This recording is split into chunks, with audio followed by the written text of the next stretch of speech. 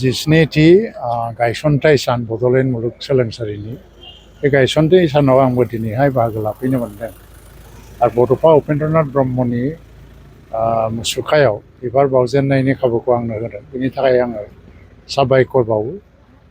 1998 मायथाइनिफ्राय जुदि जों नायहरो जे गुवाहाटी इउनिभार्सिटिनि क'क्राझार केम्पास बाहाय गायसननाय जादोंमोन आरो बे समाव जोंहा फिसा मोनसे इनफ्रास्ट्राक्चार दं, एसेबां गिदिर फिल्डआव थेवब्लाबो बाहाय गायसनजेननायनि उनावहाय केम्पासआ माखासे बोसोर सोलिबाय, प्राय 10-11 बोसोर। बेनि उनाव 2010आव इउनिभार्सिटिया फर्मेलि क्लास्टार जाबाय, बड'लेण्ड इउनिभार्सिटिया। बड'लेण्ड इउनिभार्सिटिया मोनसे गोलाव सम सोमावसारनायनि फिथाइ आरो जों बयनिबो बाहाय मोनसे अबदान दं रायजो राजाफोरनि, बेखौ आङो मानियो दिनैहाय।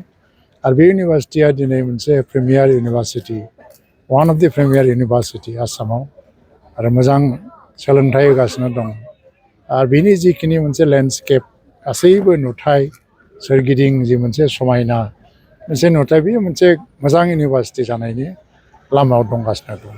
आं मिजिंथियो दिनै गायसनथाय सानाव बयबो बे इउनिभार्सिटिनि इयुनखौ लानानैनो सावरायगोन आरो इयुनाव जों मा मावलांनांगौ आरो गासै इन्डियानि गेजेरावनो जोङो गिदिर मोनसे लिडिं इउनिभार्सिटि हिसाबै गायसननांगौनि थाखाय जों मा हाबा मावलांनांगौ बेनि सायाव सावरायगोन।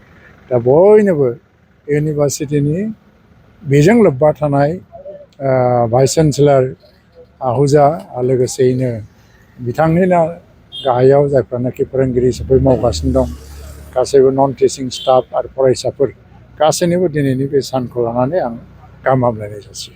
विधानसभा बिसायख'थिया खाथियावनो दंसै।